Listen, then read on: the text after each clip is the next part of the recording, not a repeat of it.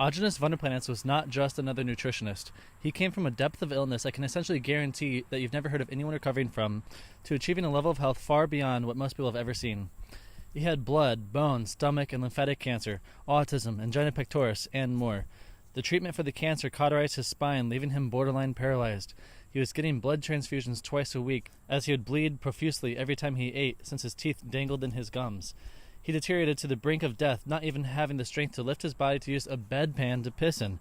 So he was constantly shitting and throwing up all over his entire apartment, and then he would take a few hours to crawl just a few feet to a clean spot while in excruciating pain. Hospice workers came twice a week to clean his place and make his food, which was donuts blended with soda that he drank through a straw because he couldn't chew anything. After a little bit of time, one of them offered raw milk and raw carrot juice. That saved him from the brink of death. And about 11 days later, his autism mysteriously turned off and he was able to understand communication. Once that happened, he began reading, teaching himself how to read, and he had to look up the definition of every word in every definition. And eventually he got to the nutrition books. And after years of constant experimentation, he had a good nutritionist that helped him. He had the raw dairy and stuff, but it wasn't perfect. But he gradually rebuilt his health to the point where he could begin to function. He became frustrated that all the information contradicted everything else, and he finally stopped trusting all information, decided that he would not find the answer he needed from society. He ended up traveling the country, living on his bicycle in the wilderness for years, in order to try to observe the truth of health directly from nature. There were multiple instances where he lived with Native American tribes, occasionally rebuilding himself with raw milk again. One Inuit tribe was doing a traditional celebration of eating rotten meat while he was there. They dug up meat that was buried in the ground, wrapped in animal hide, and they checked to see how ripe it was. Because it didn't stink a half-mile downwind, they reburied it. Aajonus didn't believe it was actually meat. He thought they wouldn't tell him the secret, but he still wanted to see them eat it because he almost vomited just smelling it. When he observed them eating it, sometime later, when it was ripe enough, the kids were jumping around excited like it was cotton candy. He was amazed by how much of it everybody ate. They ate multiple pounds over the course of a few days, and he could clearly see it made everybody very happy. He couldn't get close to it without almost vomiting, but the natives knew to put cotton balls with musk oil on them in his nose, and that would allow him to eat it. When he ate it, he described it as melting in his mouth like chocolate.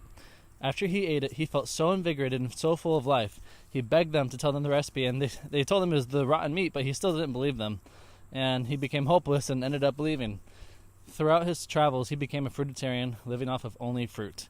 He was so lost and confused and didn't know what to do. His cancer started coming back, and so did the pain.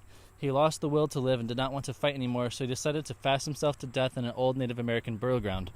A few weeks after a series of strange encounters with the coyotes, where they would seem to play games with him at night, howling and seeming like crazy people screaming in the night, a wild coyote brought him a big, ripped-open jackrabbit.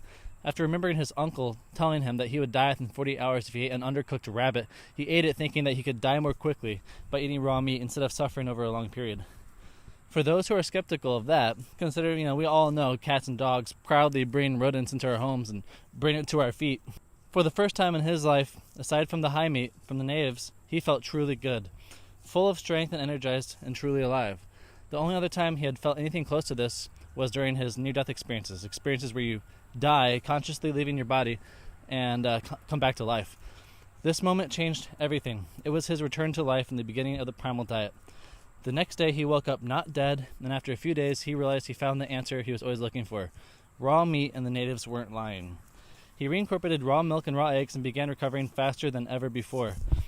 At first, he only ate raw meat twice a week. It took 6 years of experimentation before he realized how important it was to eat it twice daily. He did lots of experimenting, and over time he fine-tuned the diet further and further. Despite his miraculous health advances after eating raw meat, he was still afraid of the parasites. At one point, he accidentally ate raw salmon infested with pinworms from a dumpster at nighttime when he was breaking along fast. The seafood place was closed, and in desperation, he found a piece of fish in the dumpster.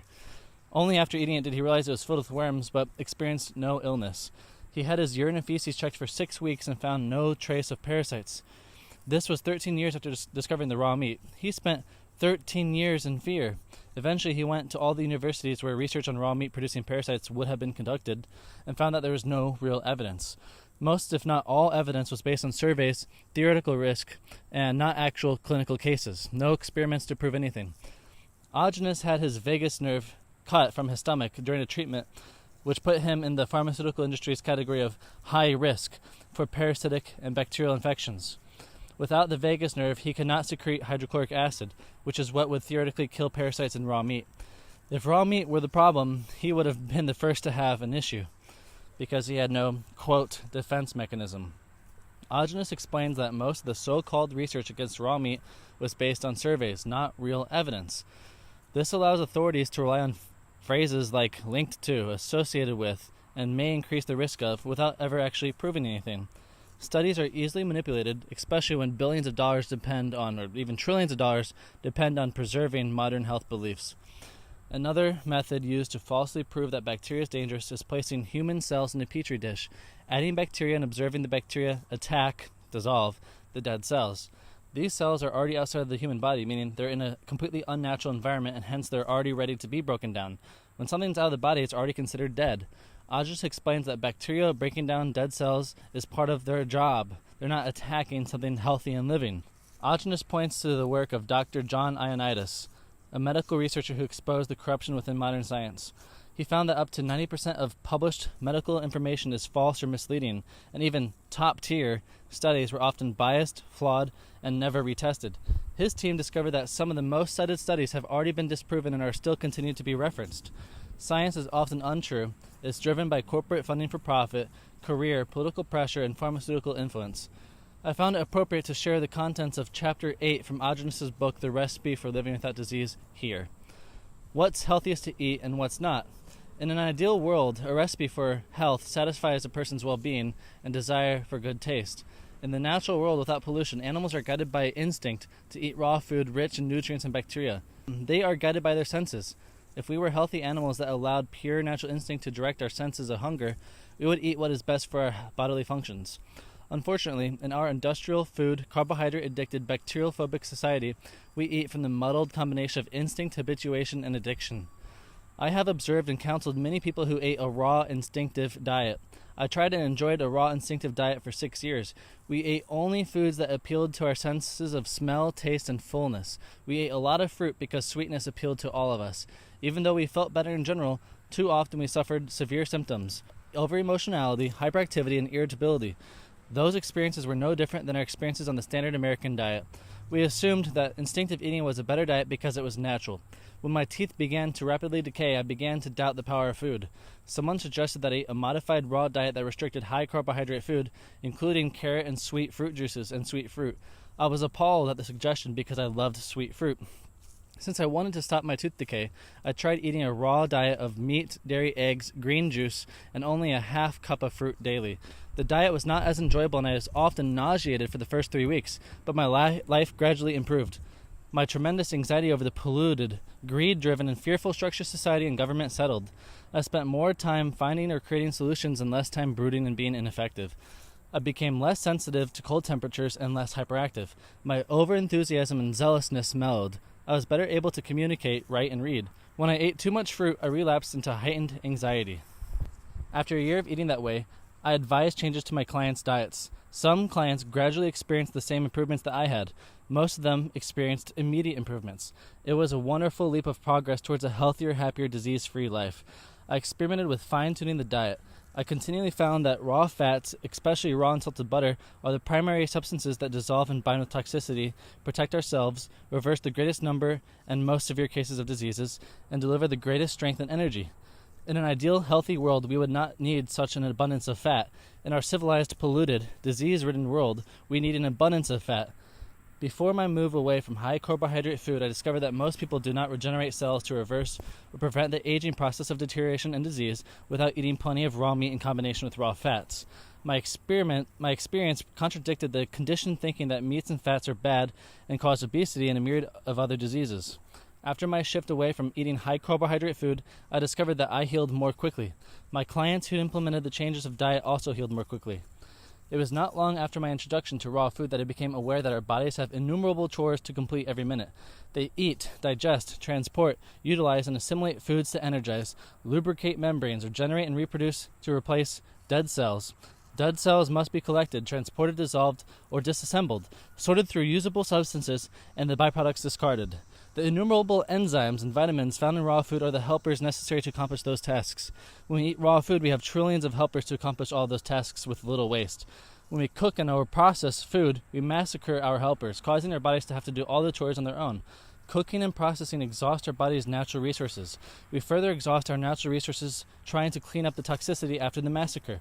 The pancreas must produce and discharge extra hormones and electromagnetic signals that leach quality vitamins, enzymes, minerals, fats, proteins, and carbohydrates from every cell to clean up the massacre, as well as continue to perform all of its ordinary, innumerable bodily tasks.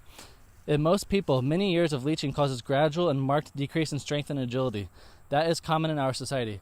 Leaching reduces the ability of each and every cell to withstand the increased toxicity that accompanies this process and produces diseases of all kinds. A simple analogy is this. We are the mayors of a city, the body, in which we live. We must renovate, maintain, and keep the city efficient and clean. Our enzymes are the maids, gardeners, food preparers, handy and craftspersons, helpers, and managers that accomplish all the chores necessary every second. We massacre the workers, cook and or process our food, destroying enzymes and vitamins.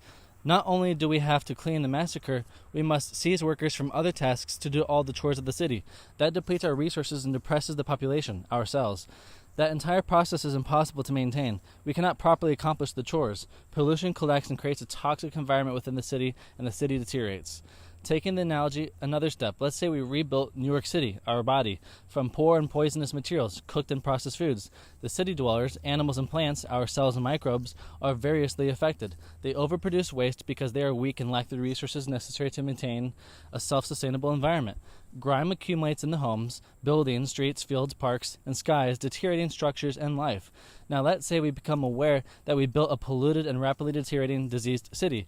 How much time will it take to reorganize, demolish faulty structures, load, transport, and bury waste, neutralize poisonous matter, search for and gather nutrients, negotiate, redesign, renovate, and restructure? How long will roads be blocked and overcongested? What degree of inconvenience, pollution, and pain will residents and workers suffer? If people had to completely rebuild New York City, how long would it take? 250 years? 500? Our bodies do not normally sustain a complete, instant, cataclysmic breakdown of organs, glands, or systems as New York City did when the Twin Towers collapsed. The body has to take itself apart bit by bit. Bacteria, molds, and parasites help speed the process by consuming the weak or dead cells and degenerative tissue, reducing them to lesser wastes. Viruses are not alive. They are solvents, soaps that dissolve, produced within cells to dissolve toxicity, including degenerative cells. It is cellular self-surgery. The detoxification process is slow, accompanied by many uncomfortable symptoms. The work of doctors Pottinger and Howell corroborates the results of my observations of more than 5,000 people who eat a mainly raw diet. Our conclusion is that animals require 5 generations to reach optimal health. Since bones in humans take approximately 7.5 years to be completely replaced one time, our bodies require approximately 40 years to rebuild themselves to reach optimal health. Fortunately, we do not have to wait for a pot of gold at the end of the rainbow to feel better. We improve every year on a health-giving diet. What separates Aajonus from everybody else in the world is his use of iridology. Iridology is the analysis of the iris to observe the locations of stored toxicity and cellular health in the body. Iridology is undeniable, immediate, and repeatable. If you see changes in the iris over long periods of time, there is no denying anything, whereas other analyses involve educated guesses and conflicting opinions. Irises are stable and undergo gradual changes, reflecting both general and precise conditions everywhere in the body, not just the blood and urine, which fluctuates every few minutes. Blood, urine, and other chemical tests don't reflect the overall health of the body, only what's being processed at that moment. Blood work shows you what is circulating, not what is stored. If you don't know what is stored, then you don't have anything useful to work with. With blood work, you can have a nutrient deficiency in that moment only because you went a few hours without eating, because your body is detoxing something that was using your nutrients, or maybe because you inhaled a big whiff of someone's perfume a few minutes before you took the test. You don't need to know what's in your blood to tell what deficiencies you have. With Aajonus' system, you can find what you need to know very easily without sacrificing your blood, spending a bunch of money, and wasting your time. Drawing blood wastes nutrients and destabilizes the system. Blood levels fluctuate constantly and are not reliable indicators of health. Blood work only reflects what is circulating, not what is stored, what's healing, or what's truly going on. Quote, I do not give credence to the analysis of blood content. They do not test for quality, only quantity. That's nonsense. End quote. Quote, live blood analysis, the most ridiculous thing. You smear your fluids on a glass plate, change the whole chemistry, oxidize it. It doesn't resemble what blood is. End quote. Quote, medical tests are like taking a photograph of your blood and pretending it represents the whole body. It doesn't. End quote. This is why the Primal diet stands apart. It isn't based on theories, trends, or faith. It's based on visible, repeatable, physical evidence observed through iridology, experienced through detox and healing, and proven through real results. Most people rely on how they feel or what a lab test says in order to decide if something is working. Labs can lie and feelings can be deceptive, as you may feel better because you're stimulated or because you stopped a healthful detox, which temporarily cause symptoms, or not so temporarily if you aren't eating properly. Iridology gives you the unbiased truth. That's why the system works when nothing else does. Present-day iridology lacks many aspects that Aajonus discovered when comparing iris photos of people with similar conditions over the course of 24 years. Aajonus didn't even dare to write his first book until he had years of proof, dozens of years, to really know for a fact that everything he taught worked. Some people criticize Aajonus, saying he made significant changes to the second edition of his book, where he reduced the consumption of cooked starches and overall fruit consumption. But the foundation was still the same, and the results he produced in irises at the end of his life is far beyond what anyone has ever achieved. At that time, he began calling his diet the perfect diet, and I truly believe that he was correct when he made that statement.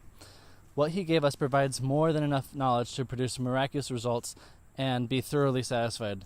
The issue is that many people struggle with the discipline to do the diet properly, so instead they take shortcuts, blame Aajonus, and claim the diet didn't work, when in reality they never even did the diet, or all they do is try to make the diet better by experimenting and never even doing it how it's supposed to be done. To repeat, raw animal-based and primal are not the same thing. Activism and legacy. Aajonus was also a dedicated activist for food freedom. He founded the Right to Choose Healthy Food Trust, which used private membership associations to protect people's access to raw foods. Raw milk, often illegal for public sale, can be purchased through private clubs, since the government does not have power over those transactions. It's ironic that raw milk is inconvenient to access or outright illegal, even though cigarettes and alcohol, which are proven to be harmful, are easily accessible. He lobbied both state and federal politicians, presented undeniable evidence in court, and exposed fraudulent health officials. One case even legalized raw milk in California. In one of his most impactful legal cases, a young girl's accidental drowning was falsely linked to raw milk simply because E. coli was found in her stomach, and her family happened to drink raw milk. Aajonus exposed how this connection was made purely through surveys and not evidence, and the girl was actually the only one in the family who didn't drink the milk. This led to the firing of the head of the health department of Los Angeles, who acted unlawfully in their case banning raw milk. Aajonus Wunderplants received an honorary PhD in nutrition around 2005 from an entity called Richmond's University, which was presented as an affiliate of the University of St. Andrews in Scotland. A man contacted him explaining that a former St. Andrews graduate had healed using his diet and submitted his name for the reward. Aajonus was initially skeptical but agreed to accept the degree with the understanding that it was for his original research, not academic achievement. He submitted his 2 books, was quizzed on them, and later received the honorary PhD certificate. It stated that it was awarded for, quote, having demonstrated ability by original research, magna cum laude, with great distinction in nutrition, end quote. However, he later discovered that the university's website had disappeared and began to question whether the school had been absorbed, gone defunct, or if he had been tricked. He suspected a smear campaign, noticing that this controversy surfaced at a time when he was actively helping expose corruption in food safety enforcement. Despite the uncertainty, Aajonus emphasized that he never used the degree for employment or academic clout. It was simply a symbolic recognition of his work. This was mentioned for the people who used this as a point to try to discredit him, that he never boasted about having it, and it didn't really change anything. One note on iridology. One concern in the Primal Diet community is that there are individuals pretending to be good at iridology when they only know the very basics and are even charging money for it now. My opinion is that nobody should be charging money for iridology without having observed at least a few hundred irises over the course of a few years, preferably 5 to 10 years, all with proper photographs every single year. Having looked at 20 irises over the course of 6 months is not enough to consider yourself an iridologist and charge for it. Many people will change their diets in unnecessary and unproductive ways at the recommendations of these pretending iridologists, when it would be better to just follow the standard routine as described by Aajonus. Testimonial stories. Here I'm going over some inspiring stories that will help motivate you to take the diet seriously. With these, you'll begin to see the potential of what the diet can really do. There are many more that can be found in Aajonus Q&A audios. Chronic fatigue to high-performing entrepreneur. Quote, so he got the book, went on the diet, and this guy, he's a retired multi-millionaire. But he retired because he couldn't work anymore. He was just a vegetable. All he could do was eat, sleep, and watch TV. So here at 62 years old, I got him to start doing the hot baths. I got a call from him 3 months later, and he said, I can do nothing after I get out of the bath the next day. All I feel like doing is eating, sleeping, and watching TV. Nothing's changed. I said, well, how are you doing the diet? He went over it, and he said, that's pretty good. Not exactly as I stipulated, but it's good. Shouldn't cause any problems. It will maybe make things progress a little slower. I said, how are you doing the baths? He said, I do them every day, sometimes 2 hours a day. What's the temperature? He said 110. I'm like, oh my God, it's supposed to be 101. And he says it's 110 in the book. So this was 2 years after the book was printed. The retype was in 2007. So I looked at the book, and sure enough, it was misprinted 110. I'm like, oh, fuck, what did I do? How many people did I mislead? But all the reports came back good, so I started investigating the temperature at which the skin was damaged, and it was 111. So I thought, oh, good mistake. So it worked. So I said, well, just stop doing the baths for about 3 weeks and see what happens. He probably melted a lot of stuff, and it's so hot for so long, your body just needs to recuperate from that much heat, that much time every day. He said, sometimes I even fall asleep in it, and I did too, but I've been on the diet for so long, so I wasn't worried. I slept sometimes 4 hours in the hot tub, 104, 105 degrees, no problems with me. So after the 3-week break, he had so much energy that he started an international stem cell company, and now he's 77 years old and works 14 to 16 hours a day. That's how much hot baths can help. End quote. In response to that quote, for those concerned with potential mistakes like he said there, if Aajonus made a mistake in his books or Q&As, of which I could name several, he repeats himself frequently in Q&As, and you'll over time know what he meant to say. For example, when he was giving a remedy for malaria, one time he said lemon juice on accident, but he was supposed to say lime. 1 hour later, he gave the same thing, he said lime. And just because I know the diet, I know what he meant to say. And so you read my book, you ask me questions, or someone else who studied Aajonus religiously, they'll be able to tell you what he meant to say, and they can put the pieces together. But if you're searching through the Q&As and take one quote out of context, he misspoke. It doesn't mean he was wrong, it just means he spoke incorrectly. So after studying him, you'll know what it's supposed to be. Man produced 7 years of detox progress ideologically in one with cheese trains. The only real problem I have with patients are patients who've been skinny a long time. I mean, bird thin all their lives. They didn't have any fat to store the poisons. The toxins went into the cells, so their cells are terribly contaminated. Those are my worst patients. They're always in pain, they're always suffering, and they're always in fatigue. When they reach that straw in their life that breaks the back of their health, it's sometimes 10 or 11 years before they're healed. It's difficult. Now I had one fellow that came to me 2 years ago. He was in that shape. He was calling me all the time, and as you know, these people call all the time. So he came to see me in Chicago, and he was gray. I mean gray, not pink in the skin, nothing. Gray like a raccoon, all dark gray like charcoal. This fellow came in the door, and it's only been 2 years, and he was pink.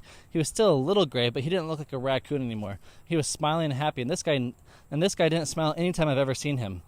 On the phone with him, nothing happy about him at all. I saw him 7 months ago in Chicago. I was like, okay, so you're not from this planet, right? Because if you look at your intestines and the iris, it was all the way black, completely around. You could not see the difference between his intestines and any other spot in his eye. That's how much mercury and heavy metals he had in his intestines. He was one of those skinny individuals that absorbed all the poisons and couldn't throw them off because he had no fats to throw them into. So here he walks out, and I look at his eyes, and he cleaned up 90% of the metals. And he said, I'm just doing better. I'm better. I feel happy. I'm good. I have energy now. And he was big. He went from a 31-inch waist to a 42-inch waist at 6'2".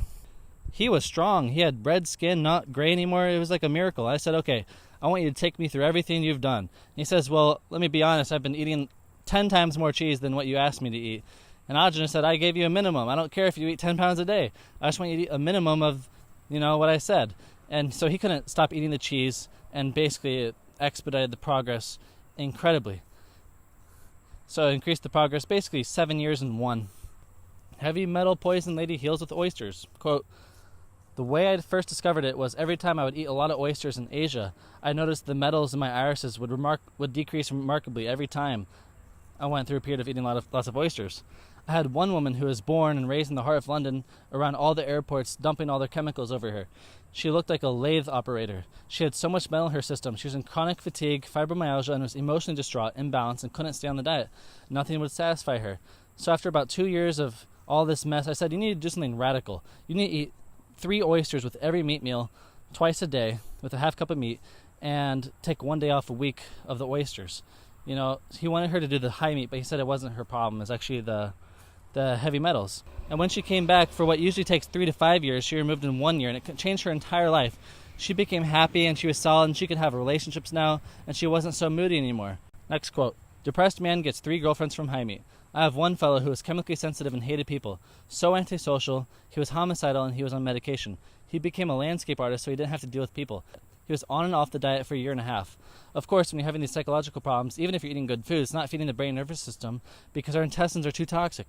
So he's on and off the diet. So I finally convinced him to eat the high meat. It changed his life. He now eats 1 to 2 pounds a day. He wouldn't eat any fresh meat anymore. He's a bear of a guy. He's now the most funny, congenial person I've ever met, and this is a person who hated people. The last time I went there to do a workshop and seminar, he had 3 10 out of 10 girlfriends. How did he get one girlfriend into a situation where she's a girlfriend? Both of them are girlfriends in the same room, and he has 3 of them all supporting him because he's so funny and so charming and such a great guy. That's what he does. He eats only high meat for his meat consumption. Maybe in 10 or 15 years after he detoxes his intestines, he won't have to do it anymore because his brain will finally get nutrients. And this was before the cheese train discovery, so it could have happened in 2 or 3 instead of 10 to 15 because he didn't figure out that trick yet. Some people only need a ping pong ball-sized piece of meat once a week, and that takes care of it. Other people need to eat a lot. Aajonus' description of good versus bad health. I remember wanting to die. It was midsummer on Jekyll Island, Georgia. My girlfriend Awanza and I were walking to the beach a block away. I spotted a patch of beautiful white mushrooms in a neighbor's yard. I had identified and eaten mushrooms in the island's woods from the time I had arrived 6 months earlier. Because these mushrooms resembled the poisonous Amanita, I cleared the ground at the base of one of them. I searched it for a cup-like lip at the similar-looking Amanita forms. I didn't find one, so Awanza and I shared a tasty mushroom the size of my fist. I ate 2/3 and she ate 1/3. I remember she had breakfast and I hadn't. 2 hours later, 3 miles up the beach, Awanza started vomiting again and again.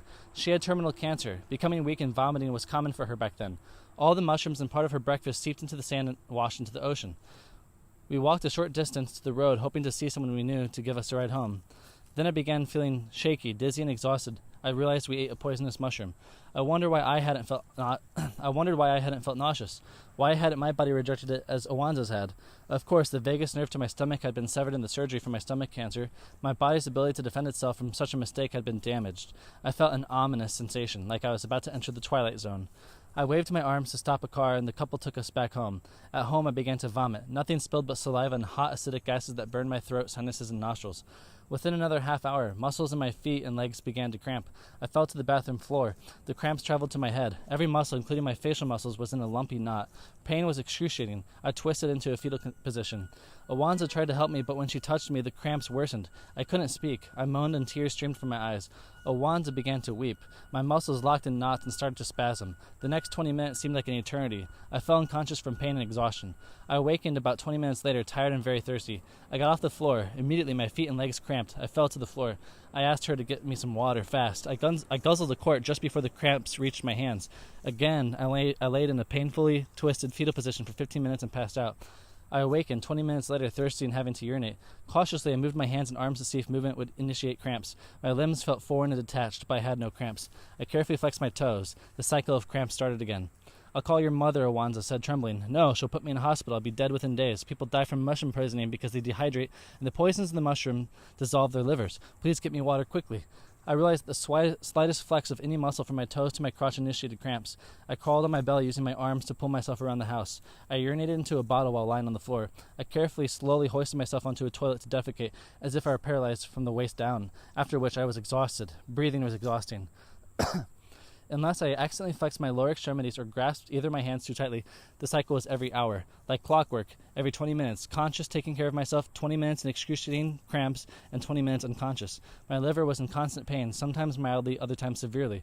By the 4th day, I consumed 6 pounds of raw and salted butter, 2 dozen bananas, 2 dozen raw eggs, and 8 gallons of water, yet I was 20 pounds lighter. Now I could move my lower half slowly without causing cramps. The cycle was once to every 4 hours. I went to the neighbor's yard and looked at the mushrooms. I found a cup-like lip 1.5 inches below the dirt surface. I wondered what caused these mushrooms to deform. I figured it was chemical fertilizer or weed killer. I had eaten the mushroom nicknamed Death Cap. Several books claimed that every person who ate a half thumb size of the amount had died. I ate 15 times that. One book stated death usually comes within 10 days and is welcomed. I thought I would get used to the pain, but I didn't. On the 10th day, the cramps diminished to as few as 4 a day. Now Awanza could touch me. She rubbed my feet often, gently and kindly for hours at a time. It was the only thing I enjoyed. The cramps continued for 10 weeks. I had come almost full circle to where I had been after my cancer therapies. Semi-invalid. I developed chronic fatigue syndrome again. If I walked 2 miles, it took me 2 weeks to recuperate. Many days, simple tasks like brushing my teeth took an act of God. I lost most of my pleasurable sensations. Before, I walked in the woods Before, when I walked in the woods, I had felt a connection to every living thing, like feelings one has for loved ones.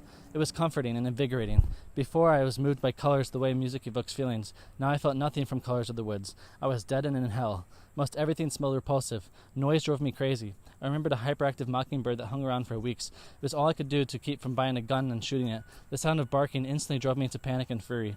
I constantly forced myself to be kind and understanding, although I felt destructive and chaotic. I had to eat every 2 hours to keep a semblance of equilibrium, but I was never hungry. After being that way for over 3 years, I feared I might remain that way for life. I worked hard at being optimistic, but often I wanted to die. I experimented and learned that a little cooked starch in combination with raw fat and fresh fruit could control my rage and depression. This experience inspired me to ponder about how much violence is a result of ill health. I speculated that most is. Now, almost 6 years later, I am mostly happy again. I triumphed over death against all odds again. I healed without being crippled. Aajonus has had multiple near-death experiences where it took years to recover his health. Each time he learned new things about the diet. He had stomach, blood, bone, lymphatic cancer, and all sorts of surgeries and radiation. He recovered from that slowly after discovering raw meat. He ate the poisonous mushrooms and went back to hell. He eventually recovered from that. Then he had all sorts of accidents. Brakes in his car, damage, almost drowned in the lake. He was abducted in a hotel and forced vaccinated with 3 swine flu vaccines. Barely survived that. Food in his house poisoned. Files on his computer had viruses put on them that he was going to use in court. All sorts of attacks. And every time he always learned more. And even things like before he discovered the diet, like he tried to drown himself in the bathtub, and he learned that the hot baths allowed him to sleep with his cancer. It took the weight off of his spine so that he could float and he could learn to sleep. So that saved his life because he was able to start sleeping when he had the cancers. Man bodybuilds on the Primal diet. When he came to me at 56 years old, he was on the diet for 2 years. He had been real skinny, really skinny.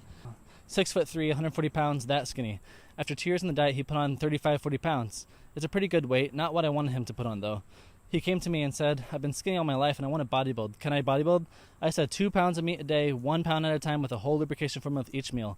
In about 3 months, he put 4 inches on his arms and 6 inches on his chest. He got accused of taking steroids by his gym. He said, no, I'm just eating eggs and butter and raw meat, and they didn't believe him. Drug abusive biker protected with fat.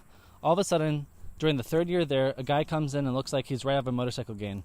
Drug abuse and everything. Skin was thick and hardened like he's been using drugs and alcohol for 25, 30 years. So I had a consult with him, and looking at his irises, I said, this isn't possible. Are you from this planet?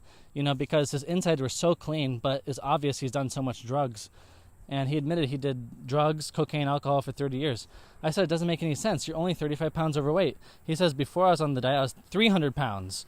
And even bad fat protects you. So this guy was super fat, but the fat protected him from the damage of the drugs. If he was skinny, he'd probably be extremely fucked. So the only reason his insides were healthy is because he had a lot of fat, even though it was bad fat. Teenage girl paralyzed from vaccines. She was a sophomore in high school, and they lost all her vaccine records, so they made her take all of them again. 10 days later, she was a vegetable with Guillain-Barré disease, which is total paralysis. She couldn't eat, and they had to feed her through a tube, and she was on oxygen. She came to me 3 years after the incident, and having her get over a small threshold in a wheelchair caused her massive pain, excruciating pain. Her voice was so soft that her mother had to put her ear up to her mouth and work hard to understand her. I couldn't understand a word. I gave her a half cup of my kefir while I was talking to her, kefir I made with my own spit. Of course, I wouldn't tell them that. She couldn't hold her head up. Her head was down, and she had her arms in the wheelchair. Her only movement was her lips and crying. I fed her through a straw. I blended up the kefir so it would be thinner.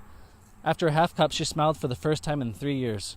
She actually felt a little bit good. She had a whole cup and a half before she left, and she's actually able to lift her head a little bit, just from a cup and a half of kefir. It was kefir I made from my spit, not regular kefir from Amos. I didn't tell her that. She can only do the diet 50% because they live on Tigo Island. Her father works for making vaccines. I don't get it. He could find another position somewhere else. He's a smart man. Cats and dogs experiment. Cats and dogs frozen meat experiment. Go back to those tests I did with cats and dogs when I fed them organic frozen meat. I got a whole side, split it into a quarter, and took sections of each and put them in 2 different categories. I froze one category. I fed it to these animals for 6 weeks and some up to 10. After 6 weeks, the ones who ate it frozen had a skin disorder, plus they were drinking 2 to 3, 4 cups of water a day. The dogs, they ate the fresh meat, even slightly stinky meat by the end. They rarely drank water and were in perfect health. Calm and happy. The other dogs were scratching. The cats were scratchy and one even had mange from it. It showed me that frozen meat is toxic, so it's not a good thing to eat. I knew that the fresh butter would help remedy the condition. I gave the animals who ate the frozen meat half fresh butter and half frozen. The ones that ate the frozen butter took 5 times longer to heal, showing that it destroyed 80% of the nutrients or made them unutilizable or whatever the case was.